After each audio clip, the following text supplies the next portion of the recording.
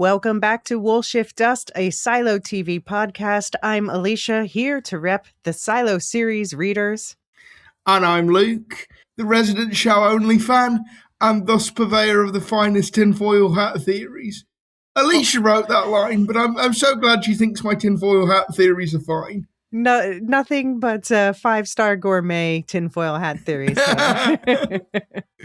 I've got not tinfoil hat theories. I've got tinfoil hat half-formed thoughts from this trailer. All right. Can't wait to hear them. So this discussion is going to be spoiler-free beyond what is already aired as usual, which means, of course, full spoilers for seasons 1 and 2. But since this is an episode breaking down the new trailer, we will be discussing everything that we've seen so far in the season 3 promos. So this time we're talking about the second trailer that came out. We did already do a previous episode with the first season 3 teaser and promo photos. So check that one out first if you haven't yet, because we'll be building off of that here, and we'll assume this time that you remember who the characters are and where season 2 left off. Yeah, so we're just going to be hitting the ground running from there. There will be no future book spoilers, of course, beyond what Apple themselves have already revealed in these promos. And of course, if you want a more basic introduction to Silo, then go all the way back to the beginning where we were doing in-depth analysis of the very first trailers from season 1 with slightly less good sound quality. We've improved. Sorry about that. But we've been dissecting every scene along the way with talk about the creators and the craft that goes into this, interviews with some people involved. So catch up on all that if this happens to be your first episode. But today, all of that out of the way, trailer 2, what do you think? Excitement growing? Definitely. And specifically excitement about what's going on in the present. Because that wasn't, like, I feel you weren't curious about that before as much? I was, but I feel like we got some interesting little tidbits of information in this trailer, but we'll get to it. Okay. Yeah. So this is going to be a thorough dissection of the trailer. We will talk you through everything that's said, and I, did the pausing, and so we'll analyze those visuals. There will be, for book club members, a separate episode again with Abby going through the book spoiler aspects of this trailer, where we think this might be going. So if you're not already a book club member, stick around to the end. We'll talk a bit more about that. But we try to keep this as clean as possible. I know people are going to bitch about spoilers no matter what, but we do our best. We do our best. But we will be going through, talking about what we see in every scene to give you a bit more insight there. The trailer this time was 2 minutes and 37 seconds long, so a full trailer. I will post it in the show notes just in case you haven't seen it. And yeah, as far as spoilers, I mean, I'll just say up front that this has always been a show that's done its own thing a lot of the way. Like, the spine of the story is very much the same. The major characters tend to be the same, but often are not. So there are major characters who are heavily featured in this trailer who do not exist at all in the books. So when I'm speculating, I genuinely don't know. So I'm not playing coy or anything like that. It's just, they're keeping us on our toes, and I like that. Yeah. So this is going to be the penultimate season. There'll be one more after this, and they're covering basically the last 2 books together. Like, this is, it's picking up at the very end of Wool, and then I guess going into the beginning of Dust, because Shift, the book in the middle, is pretty much a prequel book.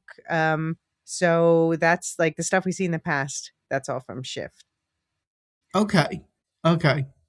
Your regularly scheduled breakdown will begin in 3, 2, 1. All right. Let's talk through the trailer. We're going to talk through one little section at a time. Starting with there's the pre-trailer trailer. That's why is this a thing now? Why do we need story trailers?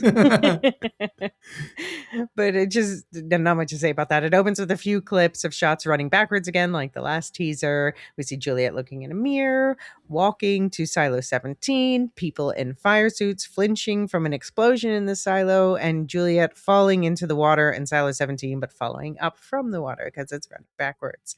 And then it says silo trailer starts now. And we get again the bright orangey light from behind and disintegrating letters effect. So I have thoughts about what this is, but I cannot say them here. Okay, that's for you and Abby to discuss. Yeah, well, you did discuss it actually in the first teaser because I was there too. Yeah. Okay. And then the trailer starts proper. We have Robert Sims' voice, played by Common. You were in there for 3 minutes. 3 minutes in a box of fire. And what we see is Juliet, played by Rebecca Ferguson, being lowered through the silo on a stretcher, unconscious in her fire suit as people gather at the railings to watch. Later in the trailer, we see people rushing to the rails to make sure her gurney lands safely. And then we also see what seems to be what happens in the said fire room before that, where she's in her suit looking horrified as the chamber fills with fire. This was, of course, set up in the cliffhanger of the season 2 finale. And then we get that black and white shot from the last teaser of Shirley, played by Remy Milner, and Knox, played by Shay McRae, running through the top level towards said box of fire, presumably, because now we have a new shot that follows that, showing their horrified faces and a third person running behind them. I think it's probably Teddy, played by Olatunji Ofe. And then Shirley looks into the chamber of fire, horrified but unable to stop it until the burn is done.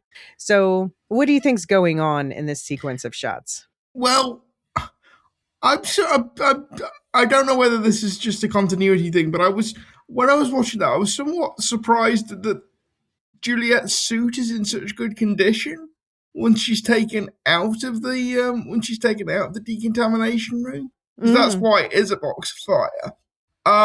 But yeah, like, not only is Juliet apparently unharmed, but the suit looks pretty, there's no sort of singeing or burnt effect. You don't think? I could see on this. Oh, I thought there was. Maybe my brain created it, but are you suggesting it might come from a different scene? Maybe. Maybe I just wasn't paying close enough attention. Maybe I just wasn't paying close enough attention. I think Bernard is. I was always sort of leaning towards he's probably dead. I now think it's about like a 90-10 proposition that he is dead. Yeah, there was no Tim Robbins, but we know he was in the chamber with her, and they didn't even show that in the trailer. No. So I don't know why they're being coy about him even being what we've already seen in the last season. In any event, even if he does survive, I don't think he's going to be in very good shape because his suit wasn't the fire suit. It was just the normal going out of the silo suit. So he's probably he may survive, but like be in a hospital bed for the entire season, basically. Yeah. But I think he is probably dead. Okay. Also, really cool way to describe what's going on: a box of fire. Yeah, which is accurate, but a cool way of describing it.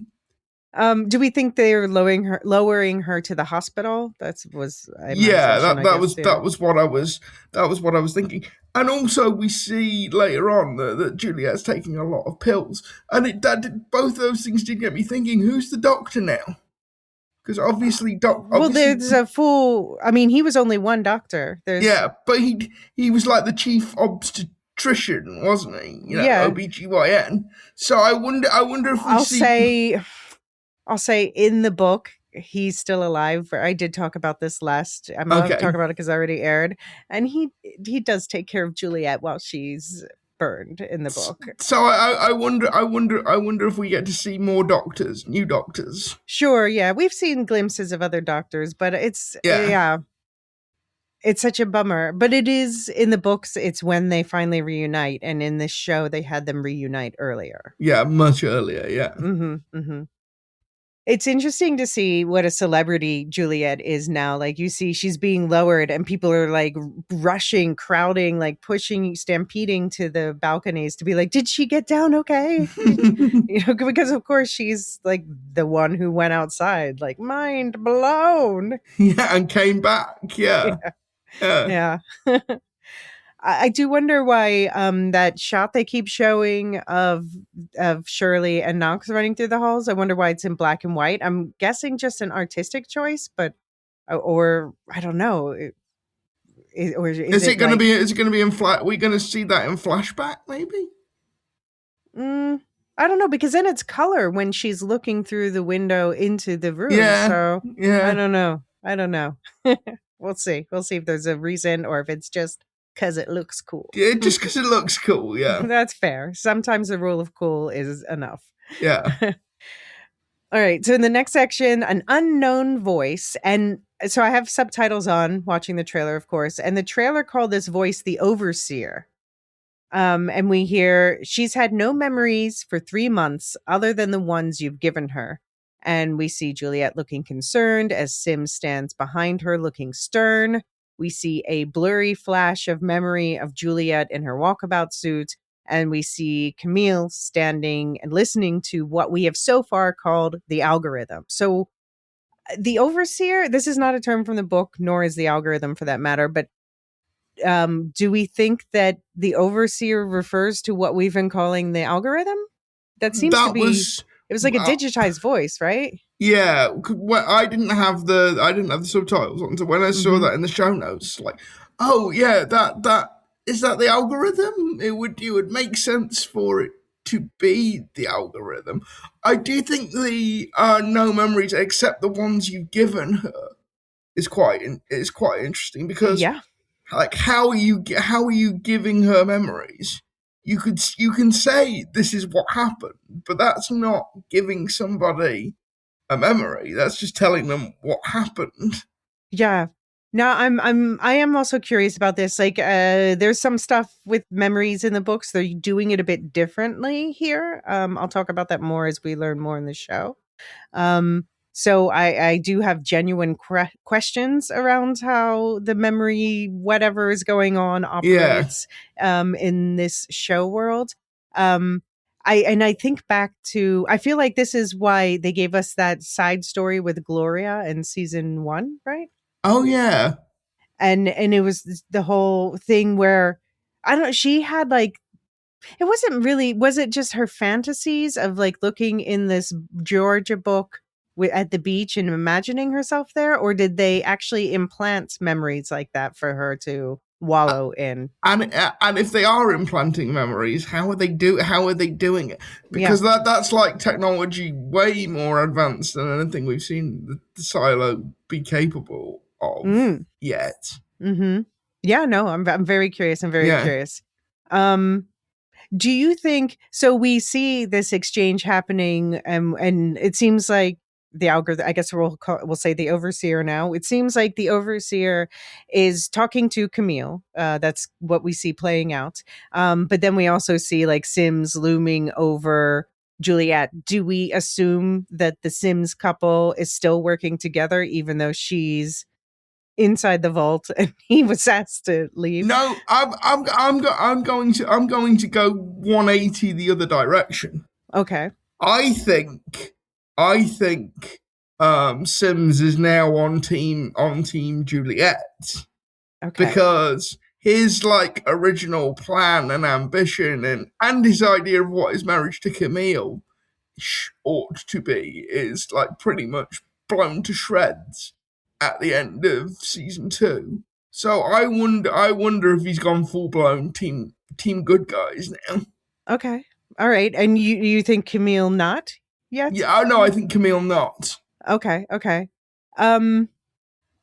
Yeah. All right. Let's go into the next section where we hear Juliet's voice saying, I look at myself in the mirror and I don't even know who's looking back at me.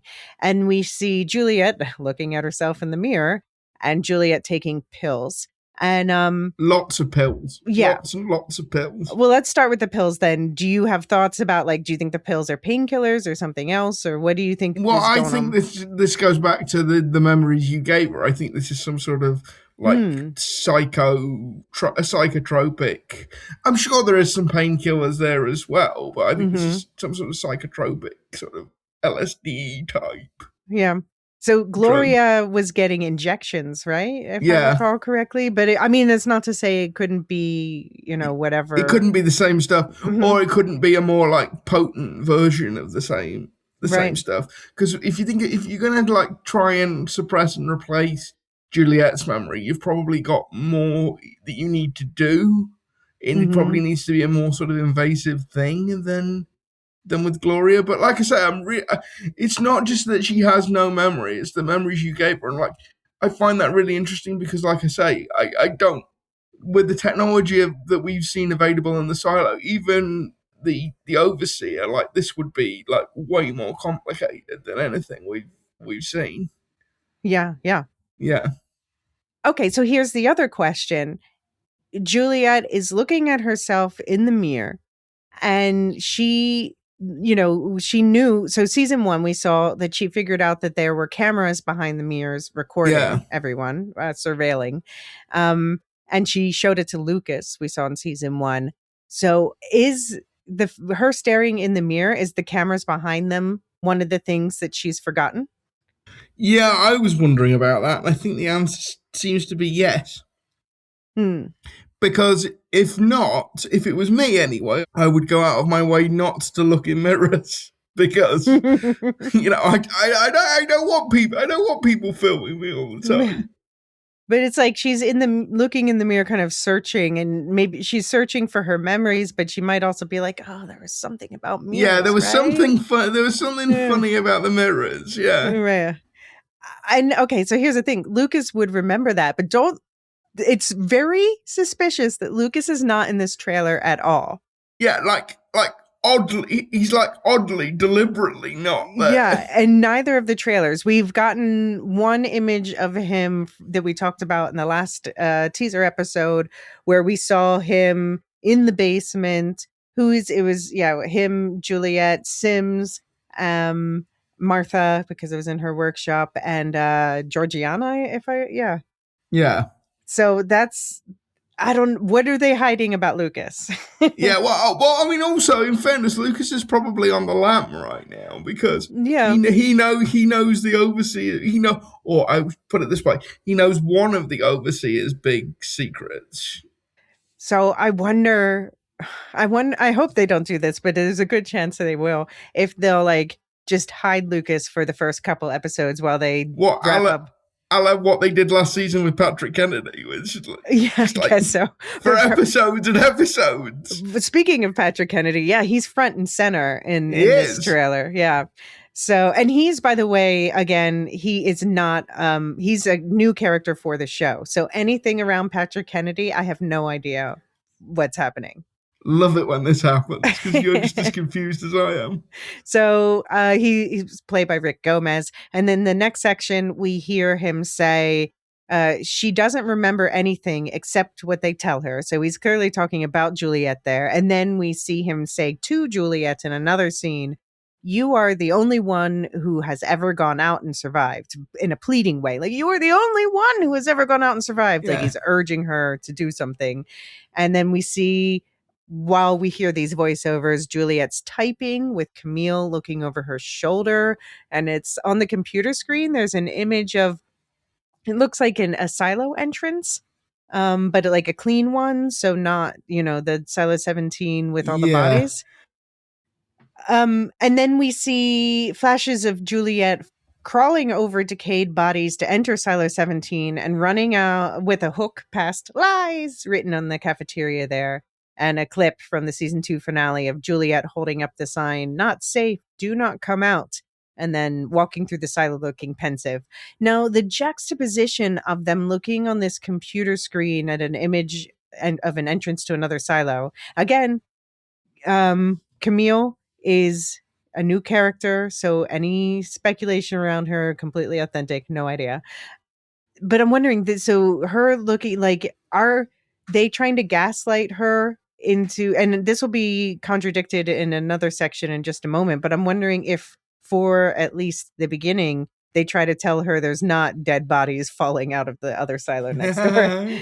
And they're trying to convince her that this clean entrance to the silo is 17. I don't know. Pure speculation. I don't know. That seems a little bit like Bernard telling everybody to turn around and put their fingers in their ears kind of level. I mean, yeah, I do think. Do we think Camille's smarter than Bernard? That's a question. I don't think he was stupid. He was just desperate in that moment. He just run out of any other option. We're gonna find out a lot about Camille this season, so I'm gonna put a pin in that, and we'll circle back to it. Okay, we'll circle back to it once we've seen the first few episodes.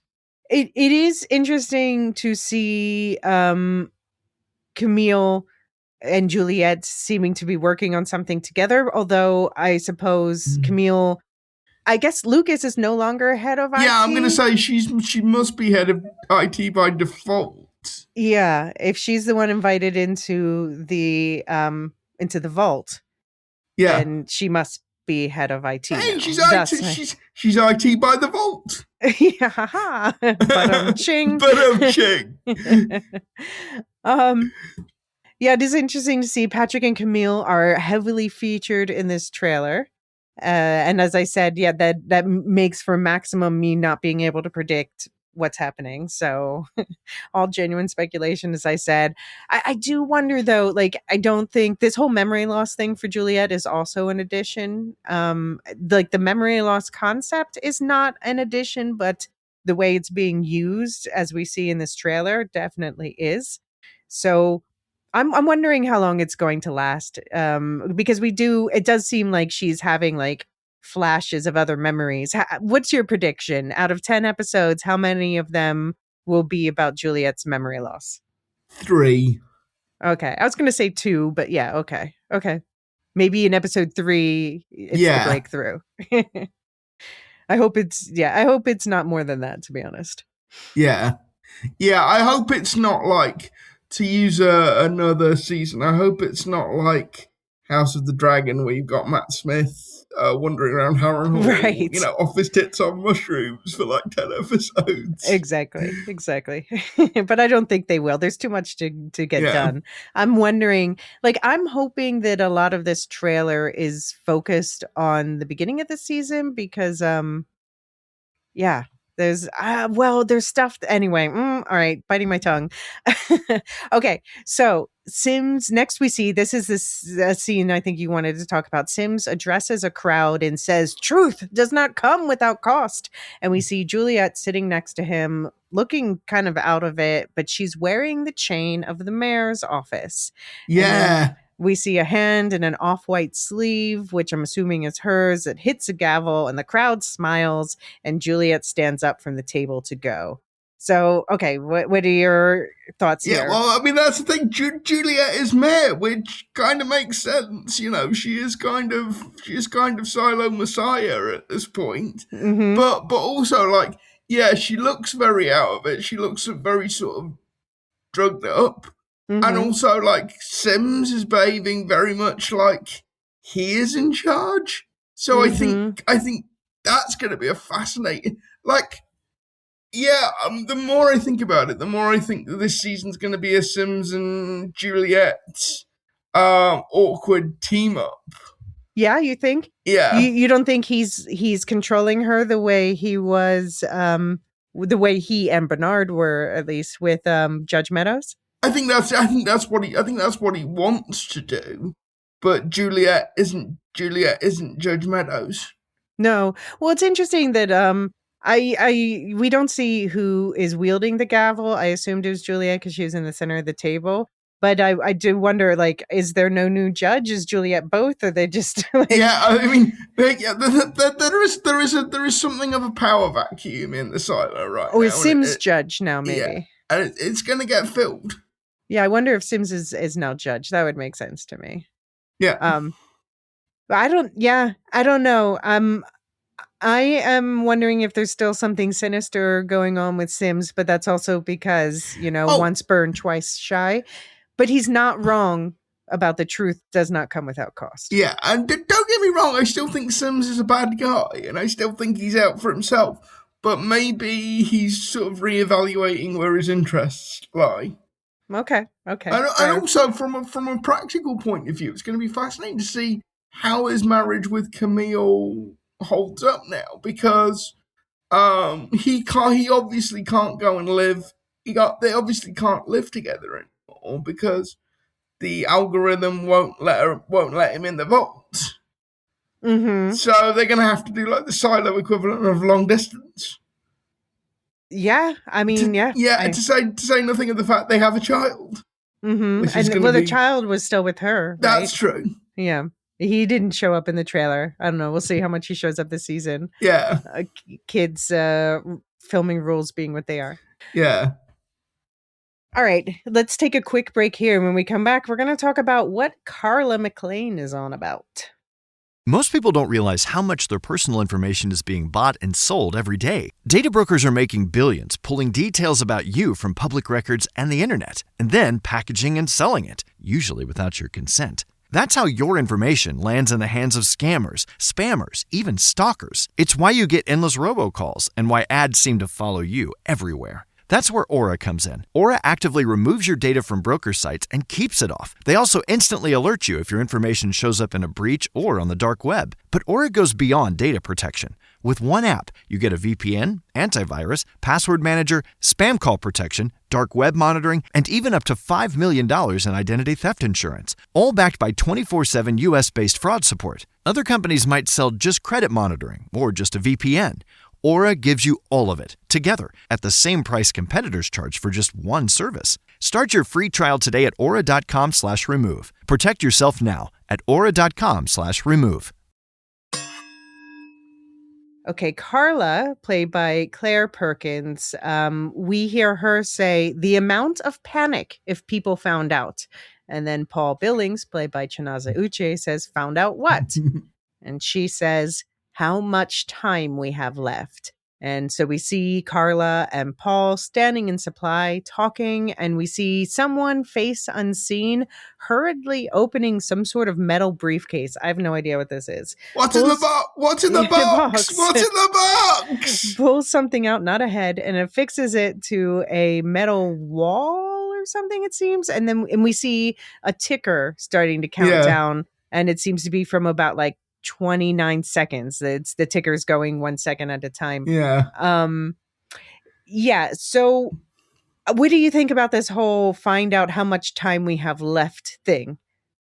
Who is the we? What I'm really interested in is who is the we in that sentence? Is it Silo 18? Is it the silos in general? Is it Carla? Is it certain? Is it like mechanical? Who is the we in that sentence? And does that mean find out we have a lot of time left or find out we have a little time left? And also, this is just me, but whenever you see a ticking clock like that, ticking down, my lost trauma was like, don't mess me around with a clock that's ticking down. Don't. All right, let's talk about something. I've been there once before. Let's talk about something warmer and fuzzier then. Do we think Carla and Martha are going to make it? So I'll say Carla's character is dead by this time in the book. Oh. But they killed Papa Nichols instead of a bunch of other people. Well, on the basis that no couple survives this show, I would have to say no. Okay. Because every couple we've ever encountered on the show, at least one person in that couple has died. Mm-hmm. Someday, so the event in which killed her has already passed in the show, which is why I feel comfortable saying like she could live till the end. This is completely different, Okay. But I'm going to wait and not tell you how she died until we see how it plays out in general.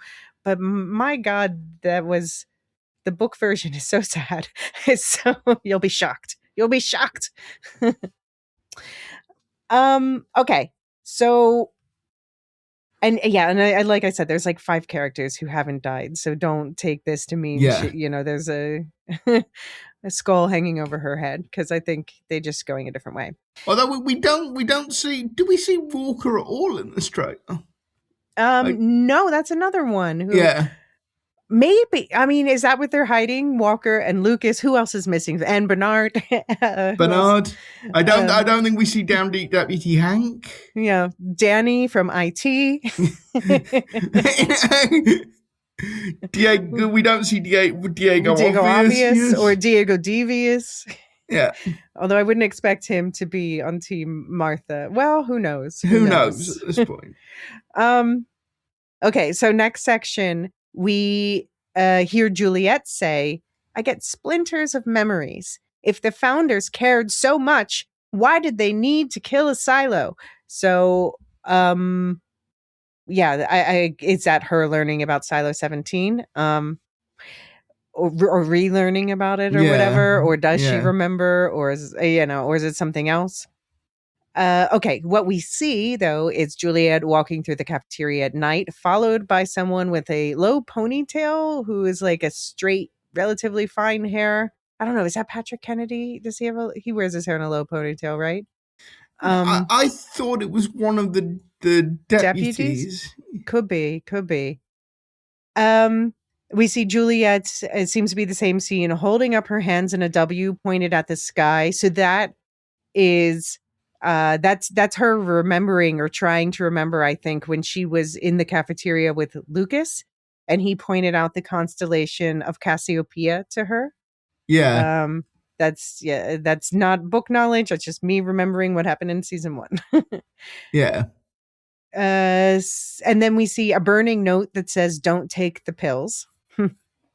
And we see a hand turn a dial and a giant yellow door unlocks with aisles of supplies behind it. So I think they're unlocking the big door to where they keep all the supplies. Yeah. We see Juliet sitting in a chair in an apartment talking to, we don't know who, but that's who she's saying about the splinters of memories to.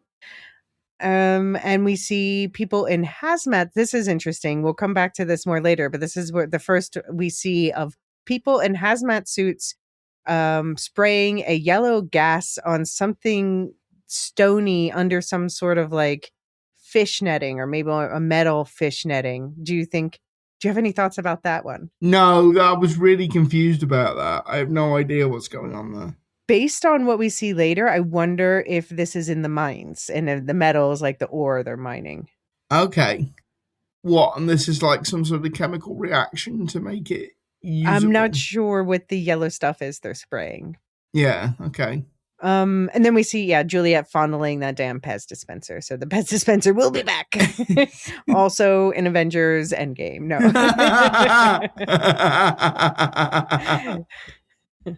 Which is the past one, Avengers Doomsday. And then we see Camille talking, it seems, to what we're now calling the overseer again, and she says the question she's asking will get us killed. And she seems really sort of stressed and upset when she's saying that. Yeah, for sure. And we know, like, from Bernard, who had that job, that and we do think, we talk about the Simsnard scale, but actually of morality, but actually Bernard did what he thought was right. Because he genuinely was worried about the silo. And the thing is, not only what he thought was right, but what may in the end turn out to have been the right thing. We still sort of don't really have an answer to that yet. I suppose it's, even if it is so, the question then remains with everything that he and Sims did. Do the ends justify the means? Yeah. And will they even get those ends? Yeah. Yeah, and we also see during this part someone with long hair pulling on some sort of hatch in like an down deep looking area, and then that same woman and a man are nearby shining a flashlight in the direction of some of that or a similar hatch in the wall. I think, after pausing and staring at this, I think that those two people might be Solo with his beard shaved off, and and Audrey, the eldest young woman from Silo 17. Yeah, and we do definitely see a shot of Solo without a beard. Yeah. Yeah, but the next shot immediately after this is looking in. It looks like the door to Solo's hatch with his bearded face peeking out. But obviously, they're editing this together out of order. This trailer, Yeah, for maximum messing with us. Okay, so this is all being shown while Camille's saying the question she's asking will get us killed. Who do you think she's worried about killing? Whom? I think she's talking like generally about the people in Silo 18. Getting killed by who or what or how or why? Oh, yeah. See, I don't think the AI, the overseer, whatever it's called, I think that is like the middleman between the silos and some sort of other intel. We'll get onto this when we talk about what's going on in the present. But I think the overseer is a middle into. It's an intermediary between the humans at the silo and something else.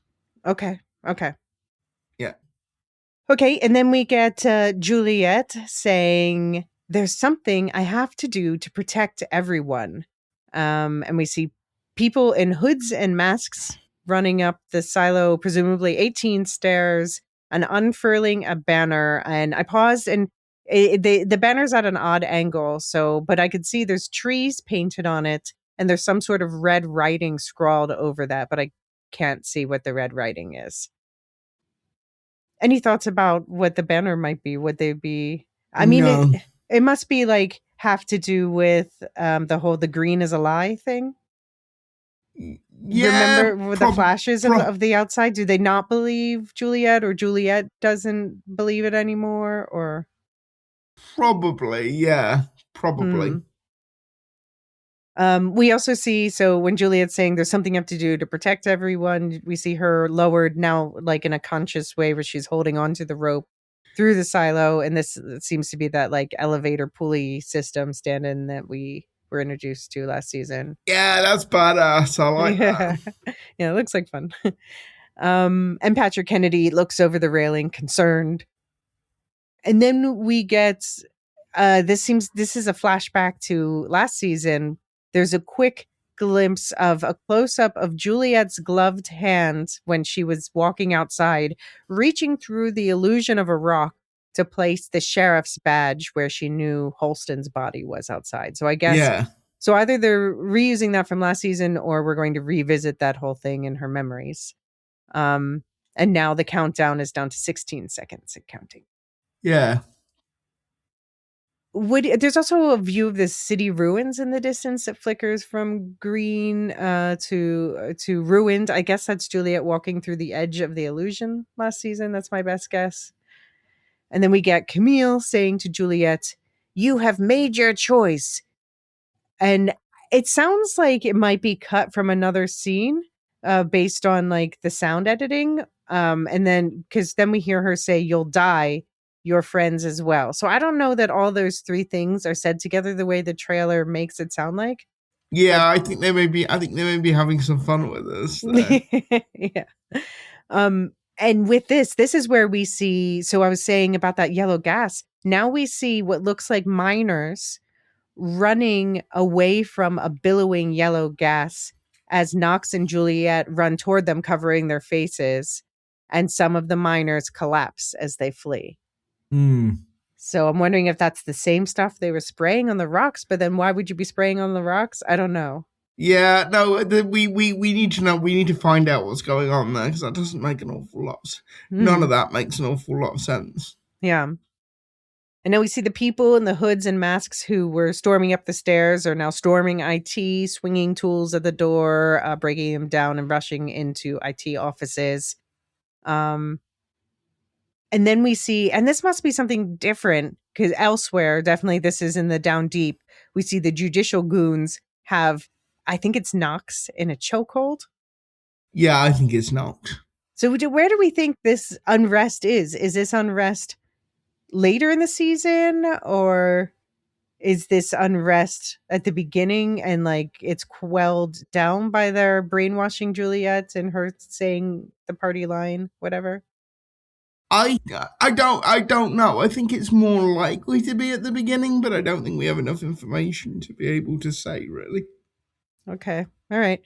Yeah. And then this is where we get that shot you mentioned of we see Solo with he's only got a long stubble, no beard, and he's looking sad and has bloodshot eyes, which I'm wondering Yeah. what's he been doing with the bloodshot eyes? Is that from crying or has he been somewhere low oxygen? Or Yeah. And where are the kids? where are the kids? Well, I think we saw Audrey in that other shot, Yeah. like I said, I think. But yeah, they didn't show any of the others. And then we see those miners again busting out of a gate, holding their breath. I think this is like the shot before the other one where they're running and collapsing. And there's that yellow gas coating them and chasing them. So whatever that is. Okay, so going back to what Camille said, you have made your choice. What choice do you think Juliet made? This must be the thing she said, there's something I have to do, right? Yeah. Yeah. I don't know. Any thoughts about the gas and the miners? No? No, I literally don't even have it. I don't have enough information to even come up with a tinfoil hat theory. That's how bereft of information we are. Okay. All right. Next up, Juliet says, "What are you afraid we'll find?" And the thing is, though, and this is really interesting, Juliet looks up as she speaks, and Camille is standing behind her. So she's not asking Camille, "What are you afraid we'll find?" She's asking something else. And I think, and again, not from the book, but I think looking at where she's standing, she might be talking to the door that Lucas found.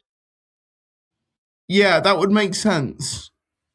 But Camille's now with her, also questioning the door. Yeah. But then we also see Camille standing. Well, I mean that's the thing. Do you not need to be head of IT in order for that thing to speak to you? I mean, maybe Juliet's the mayor, so maybe that's also yeah. Or maybe she's causing enough trouble. Yeah. And then, but we also see cut in with this Camille standing in the server room with tears streaming down her cheeks, and there's red lights illuminating behind her. So red lights, the room turning red seems bad. It's the Mr. Simpson. Have you ever known a siren to be good? And then we get Billings now speaking up. We hear him say he's saying the whole thing that they say to people before they go outside to clean. Yeah, that little oath. We do not know why we are here. We do not know when it will be safe to go outside. We only know that today is not this day. And this may be a flashback from last season, or it could be him sending out someone else. But it seems, I don't know. Would they send someone else out to clean? I don't know. There's an edge to Billings' voice that because Billings is the one character who seems to genuinely believe in the pact, this social contract that makes the silo run. And that was being tested to destruction by the end of season 2. I wonder whether he's saying that as in a sort of cynical way. Maybe I'm reading way too much into it. But no, yeah. I don't know. Maybe we do also see Julia putting on her outside suit. I'm wondering if that is from last season when she was going out, because I keep, like I said, I think maybe they will be revisiting this, but they keep showing, or maybe they're just showing clips of last season to keep us from asking too many questions about this season yet. Yeah. And then, we see people in outside suits exploring a barren underground landscape. I'm like, oh, where's that? And we see text on the screen, "The truth lies in the past." And now this is where we go back to the past. And this is the bit that got me really excited. So we see groups of people from the past walking down a walkway leading underground over green grass. And there's like a green grassy area beside that people are walking around. We see Helen, played by Jessica Henwick, is at the front of the group. They're all wearing badges, like press badges kind of things, like they have passes or whatever to be there. And they're walking into this pathway underground, smiling, as Helen holds the arm of someone beside her whose face is hidden by a baseball cap. And then the camera sweeps over the silo grounds from two angles, and we see everything is verdant green with people walking all over the pathways. And we get an overhead view of a plaque with the silo schematic, and we can see 17 and 18 are part of the top right cluster. So that's one of the clusters nearest the entrance to the grounds. And we see more shots of the police escort driving at night, repeated from the last teaser, but now we also see a bit more of Helen and Daniel inside a car at night, sharing a look of concern. So, okay, where do you want to dig into? Well, there's some more stuff we'll come to in a moment, but out of that stuff, where do you want to dig in?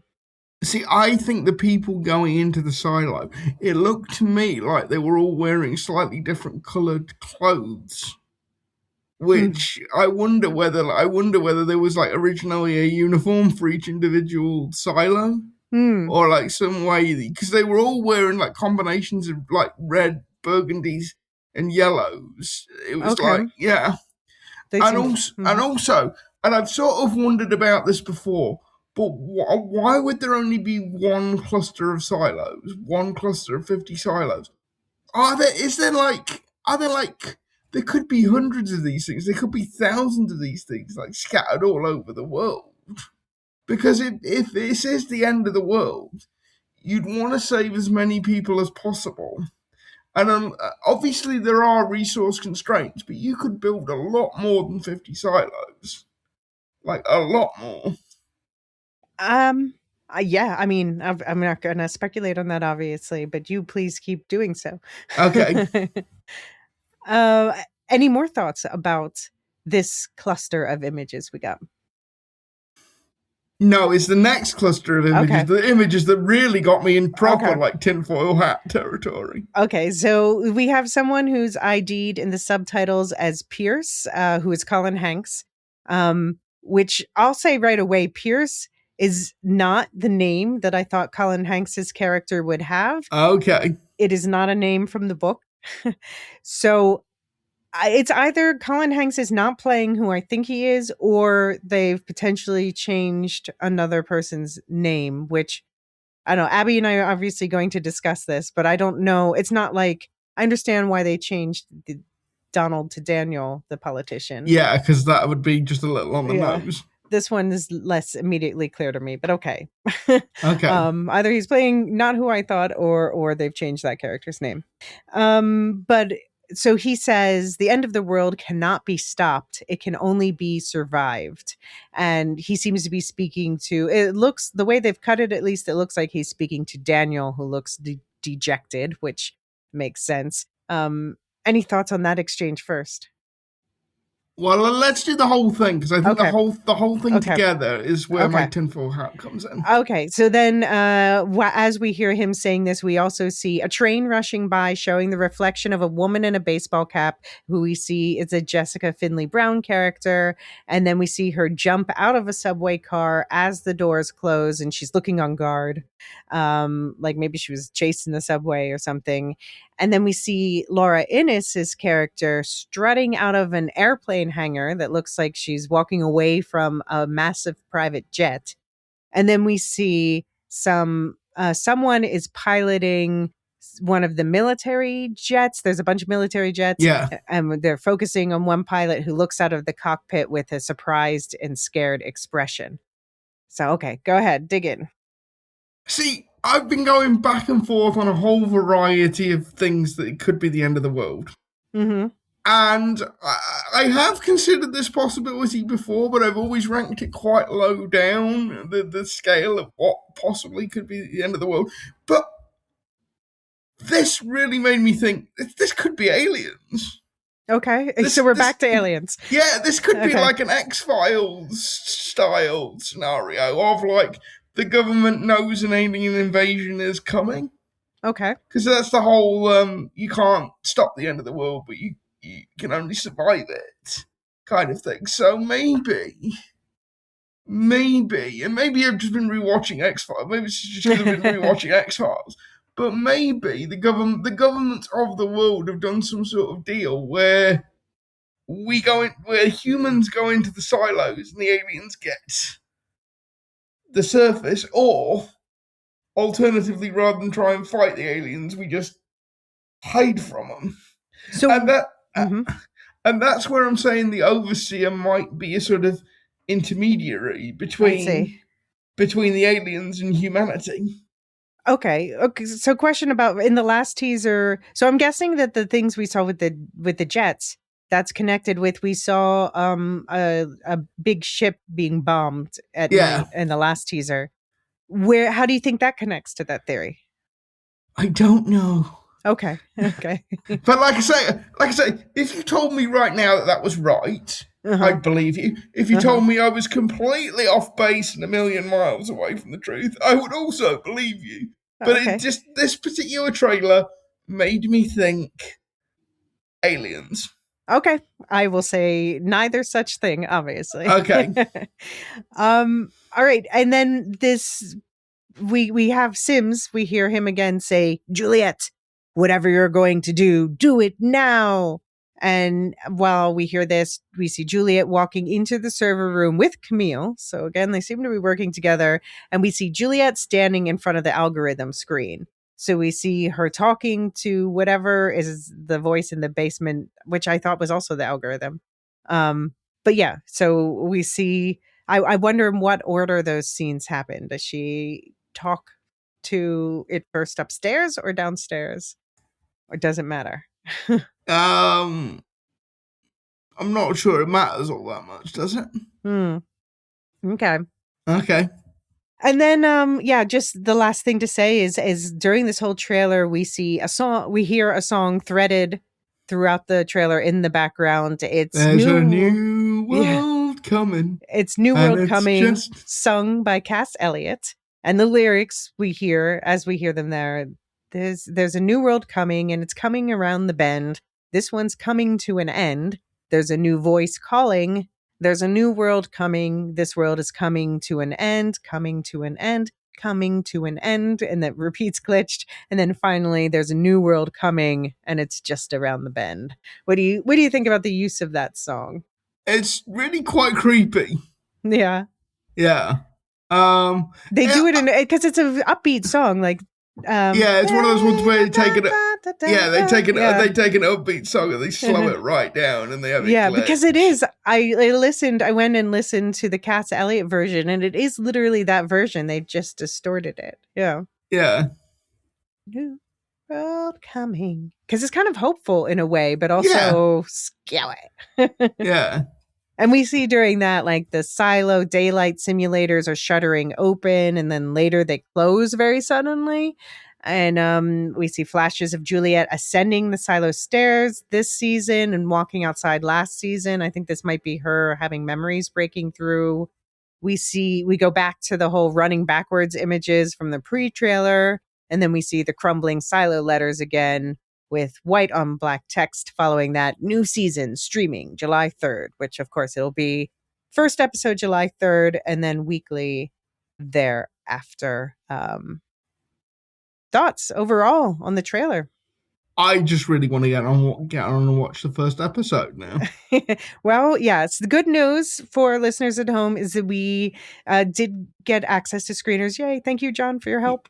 Thank you, John. Thank you, the nice people at Apple. Yes, thank you to the nice people at Apple for hooking us up. So that means that means that this is going to be our last preseason episode, because if any more trailers come out, we're not going to be able to evaluate them honestly, because we're going to watch the first episode now so that we can start recording in advance. So the good news is that means that you will get our breakdowns the day that the episode releases on Apple on Fridays.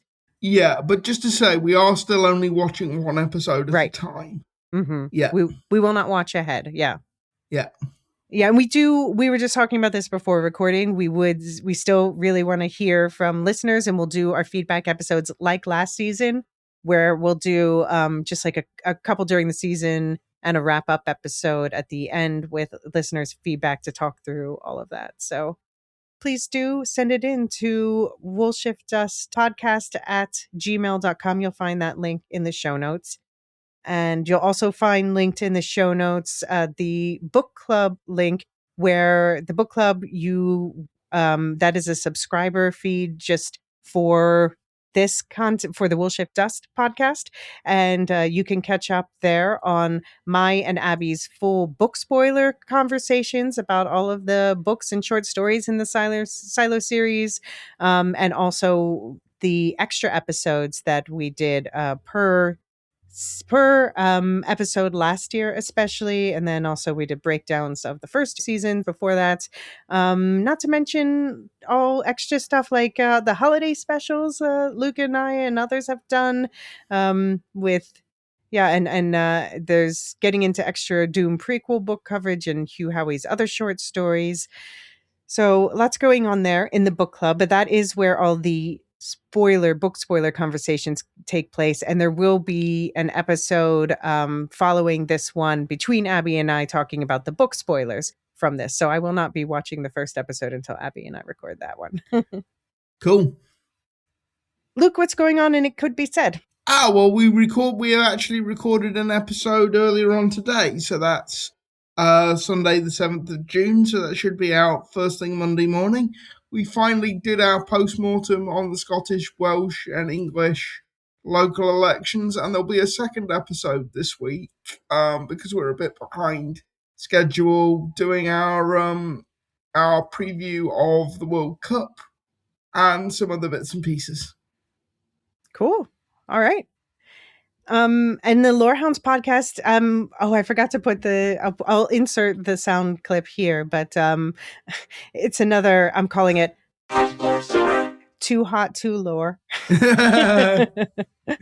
It's crazy times. You can, on the Lorehounds feed, you will find weekly the Vampire Lestat coverage, which starts this week actually, and then starting in a couple weeks, House of the Dragon weekly coverage. I will be sending. Really looking forward to that. Okay, really, cool. Because it finally after like a very slow season 2, it finally felt like we was going to go somewhere now. Yeah. They took a while, but all the pieces are in place. Well, you should record voicemails to send in for the House of the Dragon coverage. Yeah, we'll do. Yeah, so I'll do the first 2 episodes with Jean, and then David is the primary producer on this season, so it'll be him and Jean for most of the season. There's also lots of movie stuff going on. John and I recently did a Mandalorian and Grogu episode. David and I did a Backrooms episode, and we're going to do a Disclosure Day episode. Jean and I are doing a one-shot this week for Spider Noir, which became one of my favorite shows of the year. Luke, I think, do you like noir, like films? Yeah, it's on my very extensive list of things to watch. Okay. I am a big fan of noir films, and I love that this is just like playing with the format. You know, it's an homage, but also really one of the best done noirs I've seen, but also funny. Like Nick Cage, who plays Spider Noir, I think he called it like 80% Humphrey Bogart, 20% Bugs Bunny. I'm like, yeah, that tracks. Yeah, that's right. That's what it is. And that's perfect. I've watched it in black and white. Now I'm going to rewatch it in color. So as I do the notes for our one shot. But yeah, there's that. And then there's also going to be a Widow's Bay wrap up. We already did the mid-season check-in. You can find that on the Lorehounds feed. But at the end of the season, there will be another wrap up. I would have loved to have covered that one weekly, because that's another one at the top of my list. It's just hot lore summer. Too hot, too lore. Too hot, too lore. Too hot, too lore. Yeah.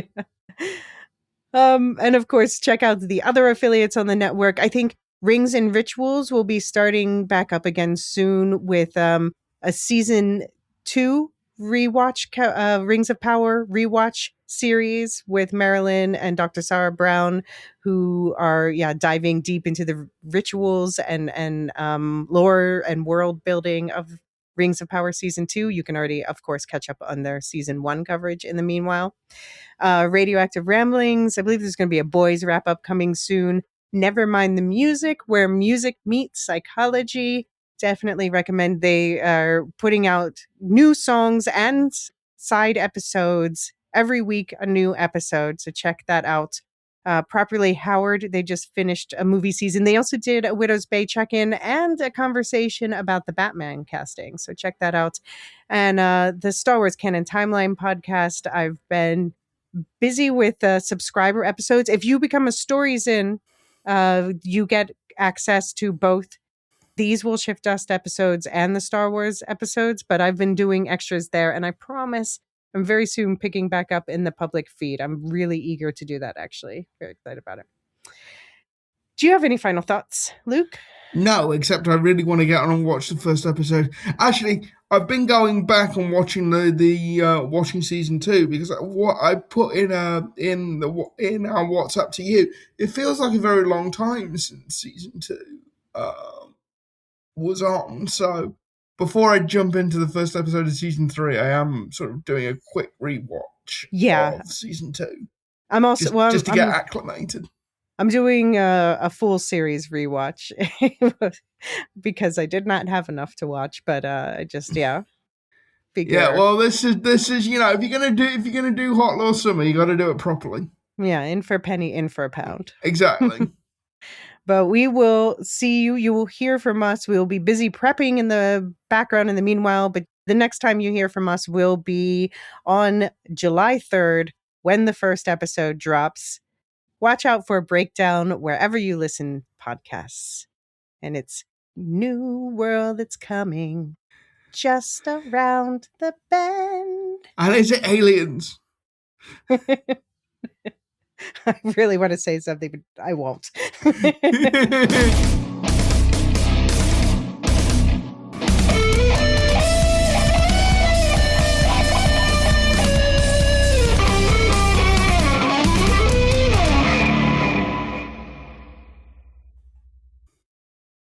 Most people don't realize how much their personal information is being bought and sold every day. Data brokers are making billions, pulling details about you from public records and the internet, and then packaging and selling it, usually without your consent. That's how your information lands in the hands of scammers, spammers, even stalkers. It's why you get endless robocalls and why ads seem to follow you everywhere. That's where Aura comes in. Aura actively removes your data from broker sites and keeps it off. They also instantly alert you if your information shows up in a breach or on the dark web. But Aura goes beyond data protection. With one app, you get a VPN, antivirus, password manager, spam call protection, dark web monitoring, and even up to $5 million in identity theft insurance, all backed by 24/7 US-based fraud support. Other companies might sell just credit monitoring or just a VPN.